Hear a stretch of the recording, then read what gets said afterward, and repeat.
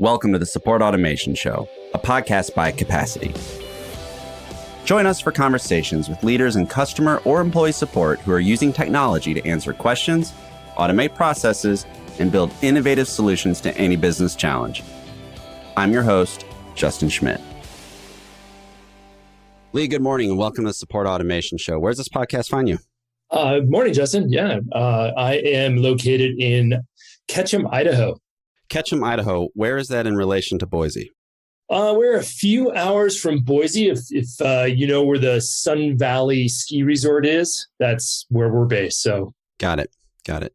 Yeah, my marketing operations manager is based in Boise. She just moved there and says it's beautiful. I've heard a lot of good things about Idaho, but it's one of those states where, unless it's Boise, and I remember where that little star is on the map of the state from the States and Capitals lessons as a kid.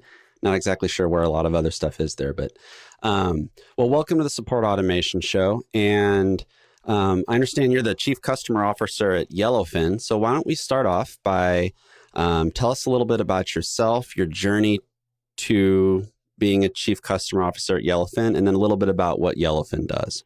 Yeah, great. Thanks, Justin. So my journey to my current role as Chief Customer Officer, I've been with Yellowfin about 7 years now. I'll talk about that journey in just a second. And I've always been the last 15 years in the customer space, focusing on the customer journey, customer success, client services. Mm-hmm. I've been at mainly software companies focused on selling software, enterprise level packages, as well as some hardware to customers in North America.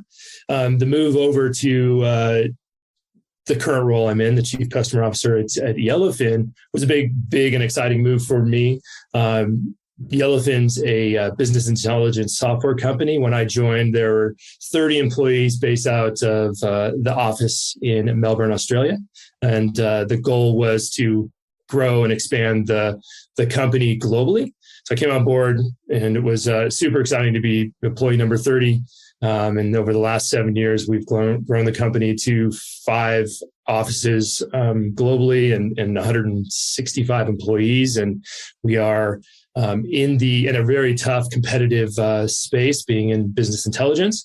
But we have been fortunate enough to be recognized by Gartner and other analysts as an innovator. I've been in the Magic Quadrant for 6 years now, and we're super excited and passionate about what we do, which is really allowing customers to take their data, visualize it in eye-popping, amazing ways for their end users and customers, and really drive a different approach to what data can do for a business. And it's really about the collaboration and action around data. So a lot of BI organizations just kind of present a dashboard.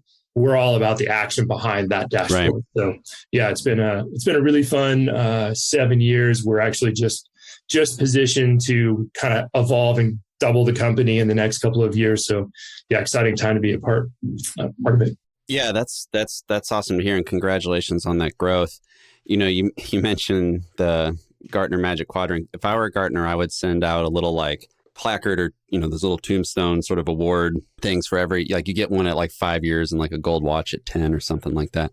But, this show, we talk about automation, we talk about bringing automation into organizations to allow people to do their best work, to create a seamless, more favorable, faster experience for customers. We kind of run the gamut around all things support automation, but that topic gets started by one question. It's the same first question I ask everybody. And that is, what does the phrase support automation mean to you? It's a good question.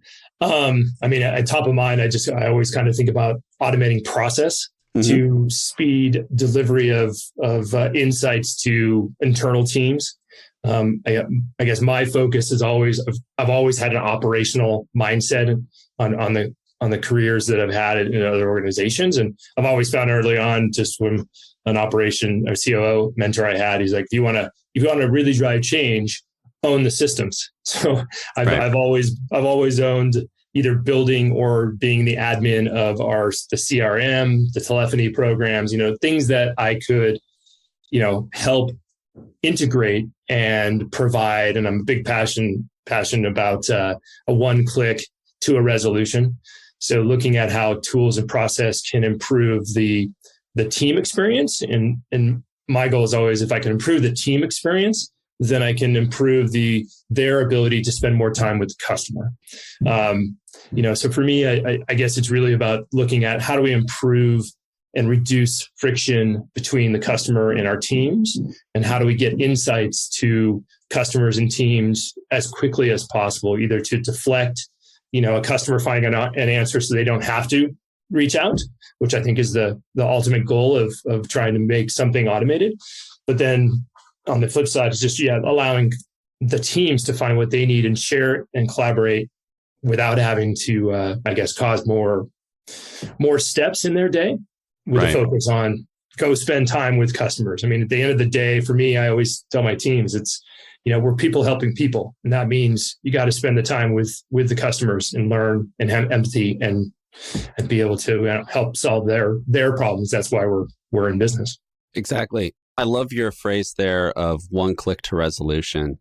And this is a particularly relevant and salient point for the topic of support automation, because one of the core tenets of it is to, provide that sort of self-service, that level zero support, as it's called, shift left, and you pick your sort of buzzword to describe it. But ultimately what you're doing is leveraging technology to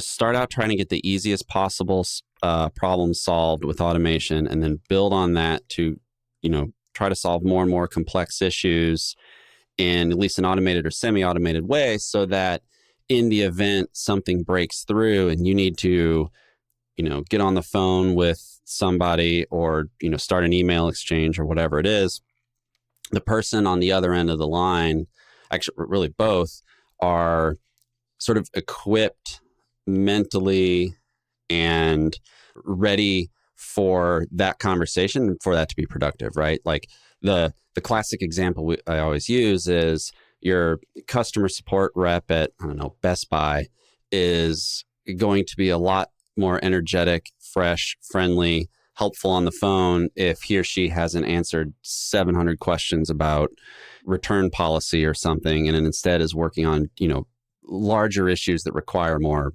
sort of forethought to get through. One thing that I also wanted to touch on with you, because I find it fascinating with what Yellowfin and BI in general does, is companies buy BI tools to feed all their data into this platform, which then turns that data into something that business leaders can make actionable decisions from, right? Whether that's simple reporting stuff or even, helping them tease out sort of second level analyses out of those reports. That means that there are companies, and Yellowfin probably eats its own dog food in this way too, but like you're reporting on KPIs that get better or worse depending on how the automation downstream from that is implemented, right? So in your experience, what's good advice for a leader looking to get automation or expand the use of automation inside their business, and like how to build the KPIs around that automation to make it useful?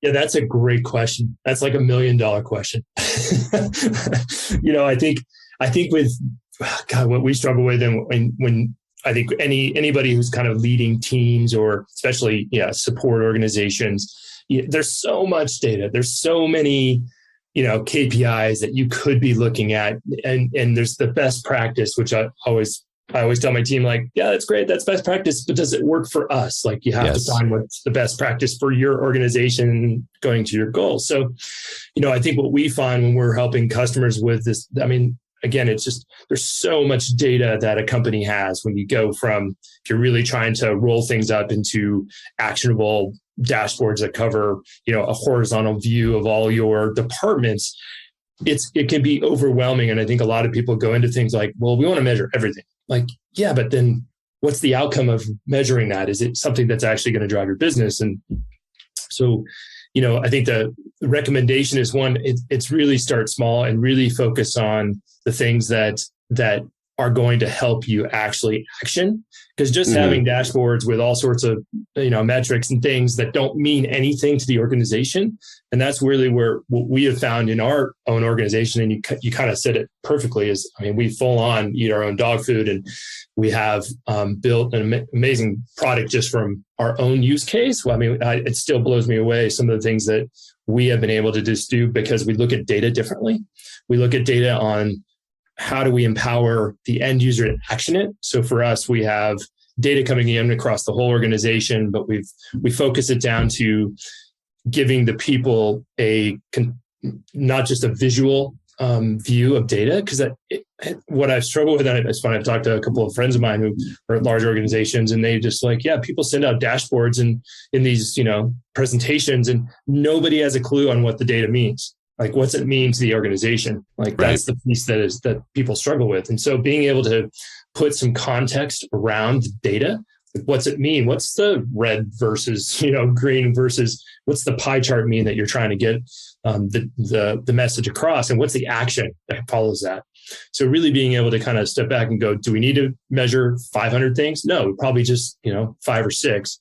But we got to be able to show the organization the impact. So, just an example. Yesterday we just had our quarterly business review where we get everybody on a session and we run through each department and we all have our kind of key metrics that we share, but we really focus on how does everyone's role in the organization link to the customer success metrics or the renewal or churn metrics. So we can really then have people take back and go, God, QA, I don't really ever talk to any customer, engage with customers, but the quality of my job and what I do and the output helps us renew customers. So being able to kind of tie all that together is, I think, super important when we're putting together what you're going to share. What are the key metrics?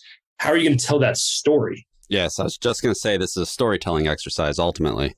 The storytelling is just amazing. And so, and I think what's really exciting in our space, and there's a couple of companies doing this really well, is not only are you building these dashboards with some KPIs and everybody's got their things that they're getting measured on, but then being able to tell that story.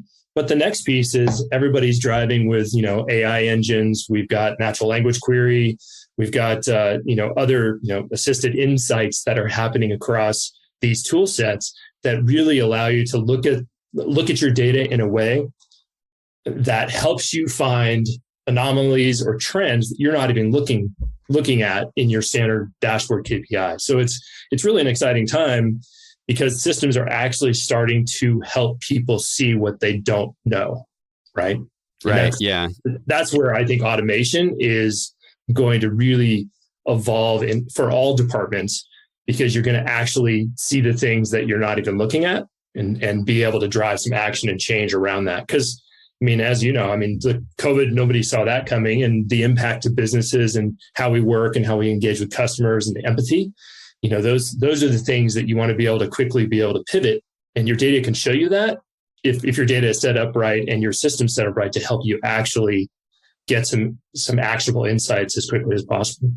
Yeah. And one thing that popped in my head while you were illustrating that point is that I'm not going to give the whole Rumsfeld quote, but that the part of that famous Donald Rumsfeld quote when he talks about the unknown unknowns, and AI, ML set loose on data helps surface the sort of unknown unknowns, right? Yeah. And that's where you can drive real innovation from. And the other thing that came to my mind as you were talking there relates back to the topic that we were kind of talking about a little bit when we were booking the show. And that is, you mentioned focusing too much on what is best for the company and not the customer, and how that can lead to a poor experience. And when you're collecting data, when you're telling that story that you mentioned in your QBRs or your board meetings or whatever it is, right? Yeah. When you're using data to tell a story, there is an opportunity to sort of bias that data towards the story you want to tell. I always think of, Apple's big presentations, and they show a chart of how their product goes up in the right and then the competing device doesn't. And there's no label on the y-axis. And it's like, guys, come on. But anyway, shout out to Apple's marketing department. They're the best in human history. Who am I to criticize?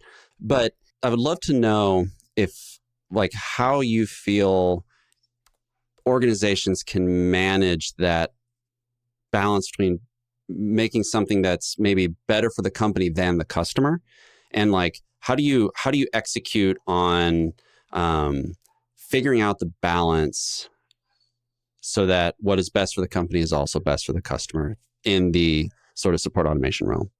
No, I think that's I think a really important question, because one thing, and I was thinking about this as we were kind of trying to schedule this out, is the automation piece. It is I think we're at a point where, and I will just experience it for myself, just trying to get support from large cell phone carriers, when you call in to get support, and you're just stuck in these automated circles where you can't ever talk to anybody, you can't get any help. None of the phone systems can actually understand you. It's pressing just zero doesn't take you to an operator. God, that doesn't work anymore. But I think the piece that I look at is, look, automation's awesome, and I think getting efficient and making sure everybody has what they need, and if the customers can solve their own problems, great.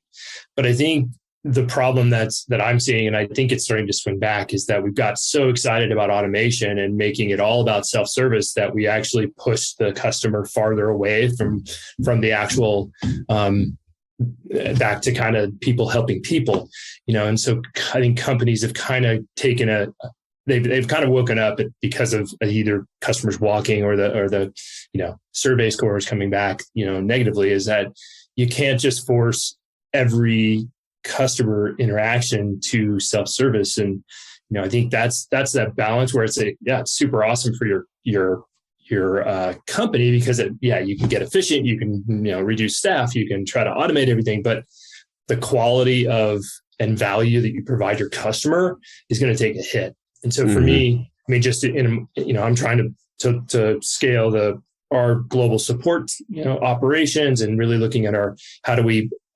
improve the relationship with our valued customers, with our customer success management team, and and it's really coming down to finding a good balance. I mean, we just did a full redo of our customer journey and all the friction points, and just getting feedback from user groups and our own teams, which are, people aren't spending the time with their frontline teams asking how they can make their frontline teams' days better.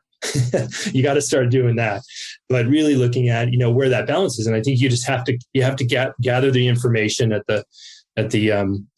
both sides, and figure out how to remove, get your CES kind of scoring going, and feedback from the customer. You got to talk to your customers, like, what are you doing and driving to not only make your employee day better, but what are you doing to make it easier to do business with your customers? And it is, it's not easy. I mean, you're going to have to give and take, and find some happy mediums. But I think, if you go in with that mindset, and I, every week I swear I have to remind people, just because that makes it easy for finance, that means it's really hard for me to put together a renewal package for a customer who's struggling for COVID.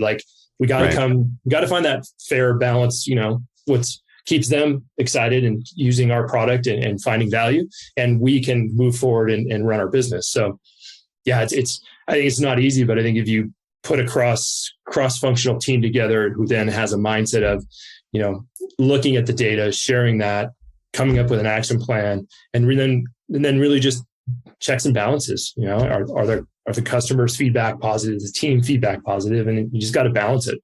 Yeah. One thing, I'm just looking on your website on yellowfinbi.com, and under the support tab in the website, there's you guys have stuff in here that I don't often see other businesses put into the support tab. And I know, as someone who builds websites for SaaS companies for a living here, you can arrange things however you want, but I think there's something telling about the approach Yellowfin and yourself takes to support by how things are architected here. And I want to see if my hunch is right. So inside of support, it's not just like the support center and documentation. You guys also have Yellowfin University. You have a community forum. You've got the integrations page, so to speak, in Marketplace. And then this evaluation guide, which is shout out to your content marketing team here on this. This is extremely well done. But what I'm getting at is that there is all sides of the customer journey represented under what you guys are calling support. And that doesn't seem accidental, right? Like you're ensuring that the customer is educated throughout the buyer's journey so that when they do become a customer, the support that you are offering and that you have to give, both parties are coming from an educated place, which I'm sure makes those interactions a lot more beneficial. Was that a conscious decision to sort of bundle some of this early customer journey stuff into support? Well, first off, thanks for checking that out. And yeah, I mean, I think for us, God, 7 years ago when I first started and we got together and we're like, what kind of a, customer experience do we want? And it was pretty grim when I first started. It was, we were basically a product company that just sold software. And, we would sign a customer up. And honestly, we would not have any engagement with them until the renewal.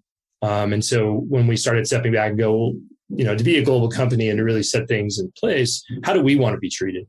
And I think as we did our journey mapping and started talking to customers and really got their feedback on what they needed, it's kind of built out the emotional journey that we kind of want to focus on. And we're all about culture and really having our teams really passionate about what we do. And it's, for us, it was building the comfort resources for each step of the journey.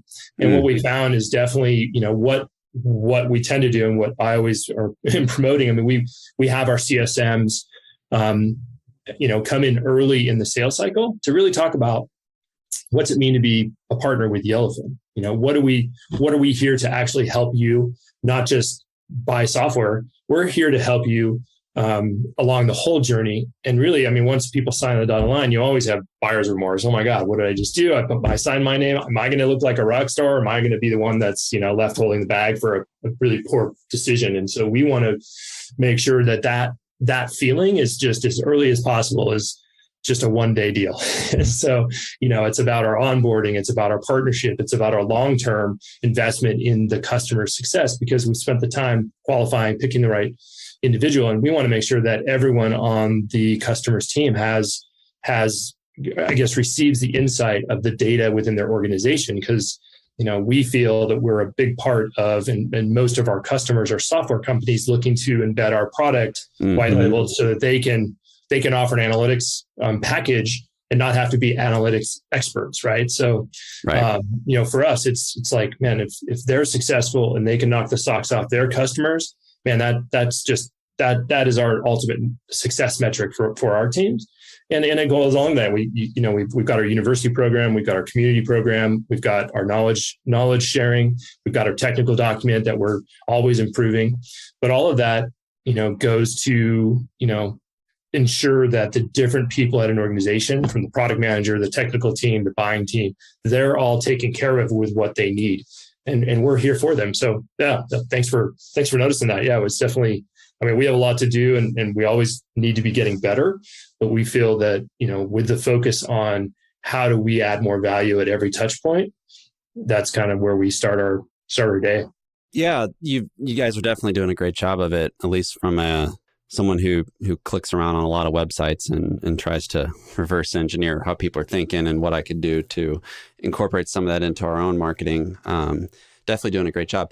The piece of what you just said there that really stuck out to me, you talked a little bit about like bringing teams together when and whatnot. And this leads me to a question that I don't often ask on this show, but I think given your sort of career and the things you've done, you're a really good person to ask this. And that is, if you could go back in time to when you first started scaling your team, or if you could meet another leader who's, in the same position you were 10 years ago or whatever, and you could give them a piece of advice about structuring their support organization so that it scales properly, what piece of advice would you give them?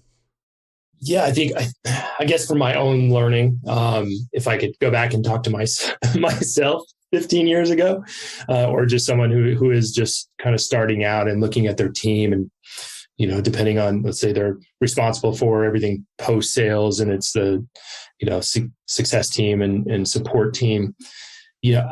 I think for me, the area where I've learned the most is really taking the time to understand, the customer and the customer need and objectives. So spending the time, and it can take a lot of time, and it's really hard to get cross-functional teams to buy in, but doing the journey mapping, really taking the time to outline the personas and who and what are the outcomes. I think for us, we've spent a couple of years now trying to perfect our customer success plan, and really looking at what is it that we have to do to ensure the outcomes the customer needs to be successful. Because at the end of the day, I mean, we're a business, we're trying to be profitable, and we want to pay all our people to stay around and all that. But at the end of the day, we have to deliver the outcomes needed so that the organizations we work with see the value and they're validated within their organization and their customers. So, I think that's the time spent, and it's now we've just finished kind of our second one. But I think every time that your strategy, your business change, and it seems like we're always having to be pivoting and things, is really going back to that base of just confirming that you understand what the customer is needing throughout the whole journey. Why are they coming to you? Really clearly defining that, and then pass that and get that validation all the way through, and make sure you're, again, spending time with your customers, because if you don't understand what keeps them up at night, you can't help solve their problems. So that would probably be, I think, in the beginning, I think it was, I probably wish I would have had better mentorship, or that was a better driver. I mean, 15 years ago, but I think for me, 15 years ago, I kind of solved everything with systems and tools and process, and we put some, the training things in, but I was very what's best for the organization in my early days, which, through just stubbornness and getting to the end of it, always kind of came out okay in the end with regard to just what I was trying to build to offer our customers with universities and communities and all of that. But I think it would have been cool to start that within the organization, is getting the organization across the board customer centric, versus I would say probably, also very, very silo focused, 15, 20 years ago in the companies that I've worked at. And just because I don't think there was a clear industry or global view of the value of a customer. It was always just about, net new sales. And then we would just fill the bucket and not really worry about the holes in the bucket. So. Yeah, it's fascinating, this topic on I always tell people, because I was my last company I was at, I was about employee number 30, and we sold to a private equity firm for just under $1 billion, like 7-8 years after I started. And like, that was an awesome, wild journey. I'm very grateful and fortunate to have been a part of that. I'd like that story. Yeah, maybe if I ever catch you at a conference, we'll have a beer, and I've got some doozies of stories from those days. But awesome. The in the moment, and I always I tell this to young people who I mentor, or just other people in different sort of stages in their career or whatever. Like, in the moment, you kind of always feel like you're flying the airplane or building the airplane in the air, and you need to have some grace with yourself on look, successful business is hard. It's not, if it was really easy, there'd be the sort of fail rate for new businesses wouldn't be 95% or whatever it is. You know what I mean? It would be, we'd see a lot more, we just see a lot more early seed stage companies go through to, multi-billion dollar exits, but it's just not the case. But at the end of the day, you're right that in a modern worldview, customer support, product engineering, sales and marketing, HR, finance, operations are not 7 unique buckets, right? Like those are all kind of more or less the same thing. And none of that stuff works without customers. Your customers are your best source of product roadmap. Your customers are your best source of advocate, like the best marketing in the world. The marketing, like the marketing that I would, pay for and with blood if I had to, would be the free word of mouth stuff you get from delivering an awesome product to good customers. Because especially in high touch, complex B2B sales, like what you and I do for a living, you might run the best ABM campaign and have the best account executives on planet Earth just shepherding that thing through. But the person on the other line is going to talk to their friends in the industry. They're going to ferret out another person that bought your product that you didn't recommend them for a referral. And they're going to find out if your product is crap or not. Right. Oh, so totally. So that sacred relationship with the customer is extremely important. And even in a world where we're automating everything that we can, and we should, because as the sort of doctrine of capitalism is such to extract more value that as you can, but you still have to have that connection. And any automation you bring into the organization still needs to maintain and at minimum and preferably build that connection. And I'm getting a little bit into a philosophical rant here, but no, but I think you're right on. Right. I mean, I think, two things. I think the one thing that I think we're all getting sick of, and, I guess part of the automation piece that I struggle with is, the amount of spam and what's being sent out that seems to be like, it just doesn't seem to be adding value, and I think the bullhorn shotgun approach, I think that's just, I don't know. I just see people getting sick of it. And to me, it's, the outbound kind of reaching out and going, hey, Justin, I was looking on your website and, I have some ideas. Would you have a couple minutes to talk about, things like that, where you're like, okay, you spent the time to look at something, you've got some wisdom to share with me. That to me, I think is where, especially where the marketing automation needs to go. But I think on the second piece that you're talking about there, it's, the customers, like the customer is why we're all here, right? So the right. best, the way you can organize your organization around that customer feedback is so important. And I think there's the other piece of that is also balancing out your team. Like as a leader, like your team has to also be aligned to, of course, the mission and vision and purpose of the organization. They have to be able to tie their role to the success of the customer and the metrics around that in some manner.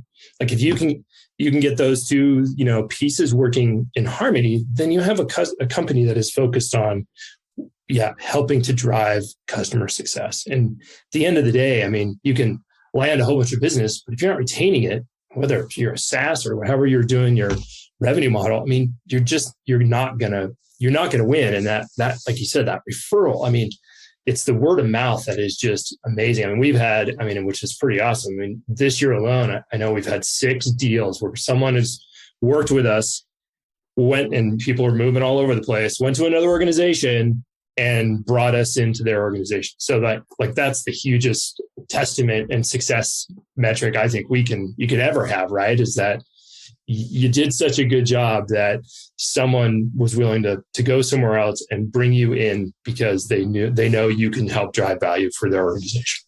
Yeah. Hi, I'm new here. I'd like to recommend a 5-figure investment in software. You know what I mean? Like you have to really have that down. So my second to last, my penultimate, to use an ACT word question for you, is what's the one thing that you see CX leaders not doing today that they should be doing today? Well, I think it's just to kind of keep in line with some of the stuff we've been talking about. I think it's really spending the time with the frontline team, getting the feedback from your team and also the customer. I think just spending that time gathering that information But then I think the next thing is making sure it's getting shared across the organization. Because as you said earlier, I mean, the customers help us drive product marketing, sales. They help drive everything and validate everything around your strategy and the direction of, I guess, defining what success is for your organization. So I would think, it's one thing to, and this is, I guess, one of the things that I see companies do, and you go and then you read the Gartner surveys and no one's doing anything with the data, is, don't just collect a whole bunch of data and not do anything with it, because you're wasting everyone's time. So if you're making everyone do, 10 surveys a year for your customers, but you're not actually taking that to drive action, don't do it. Right. That's just I think that's probably the biggest thing, is have a method around what your outcomes are, and really make sure that if you're going to measure it, do something with it. If you're not, then don't measure it. Yeah. Don't measure it, because you're just wasting your time and your organization's time and probably your customers and your frontline team time. That is a great nugget. If you're going to do something with the data point, measure it. But if you're not going to do something with the data point, don't measure it. Love that. When you think about the future of support automation, Lee, what is it about that future that excites you the most? I think for me, I want to get back to the action of people helping people. I think all of us are a bit frustrated with some of the ways that maybe companies are offering solutions. So I'm hoping that the automation can find a balance again. I think we've swung so far to self-service that it's really tough to have a personal relationship with, and you can't have personal relationships with every, company you work with. But right. I think for key B2B partnerships, like the value of the partnership has to fit into the automation, in the sense of, don't make me have to struggle to get help. And I know it's one of the things that I've kind of seen over the last few years. I don't know if it's just the age of people. I mean, we're so used to everyone just texting and not calling. People are afraid to pick up the phone and talk to people these days. Right. And so, I always have to be reminding my teams, it's great that you can have, 10 emails back and forth with the customer, but you can tell after the third one, they're frustrated. Like, pick up the phone, just say hi. How can I help you? And I think so that to me is where I'm hoping there's a balance coming. That we get back to people helping people, and we make the automation not a arm's length barrier to that personal touch. We actually make it so it's easier to get the solution you want or someone to help you. I guess that would be where I kind of hope the technology is going to. It is, and it's cool. There's some, the chatbot things I think are really can be beneficial and get you to the next step quickly. But I think the promise of a quick solution, or the tool sets or the systems, again, it needs to drive to the outcome as quickly as possible for the customer, not the company. Yes, love it. Great way to bookend the entire discussion there. So we'll end with the quick fire round here. What is the book that you most often recommend to people? Oh, right now, I would probably Effortless Experience is probably top of mind. I mean, there's so many great ones out there. I'm actually reading a kind of a cool one right now called The Transformational Leadership Compass. And it's by Benny Osmus. And it's basically, he's a global consultant who helps companies do massive shifts in strategy.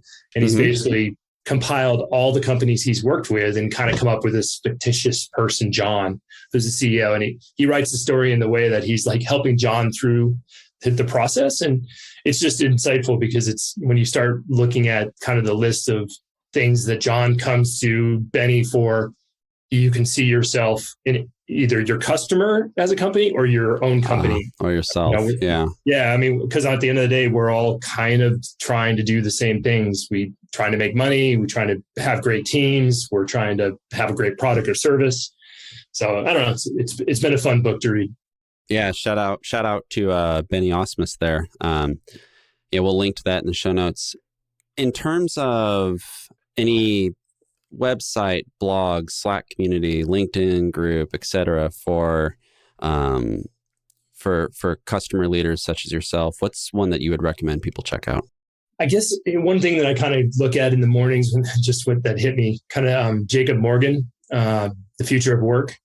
And I know and I'm going to forget her name, but the other Morgan who focuses more on customer success.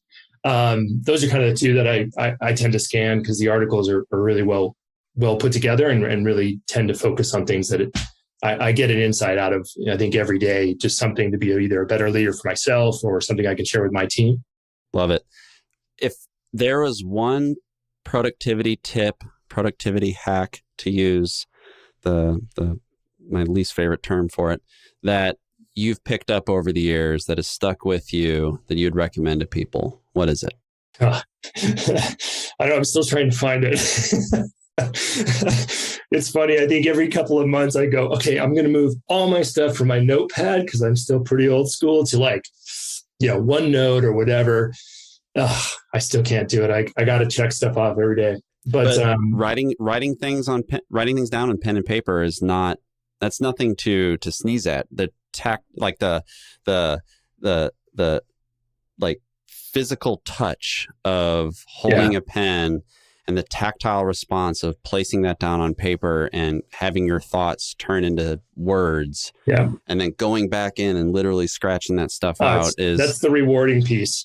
That's real, and it's I do a webinar on productivity tips. We do it like every year. We update it. We're up to the 2022 edition of it's going to have I might have to break it into a 3-part series. It's got so much in it. But one thing I always tell people is do not underestimate.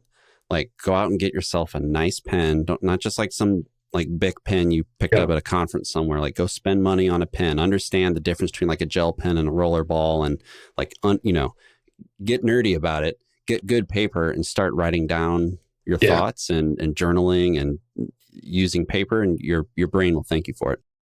Lee, this has been a phenomenal conversation. I really can't thank you enough for coming on the Support Automation Show. Before we go, if anyone wants to learn more about you or Yellowfin, where can they go to find it?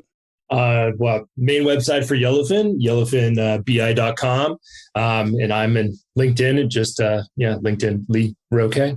So love to connect. And Justin, thank you. I mean, it's been really fun just to rap about automation and experiences. And so thank you for the opportunity to share. Absolutely. I'll see you around. Okay. Thank you.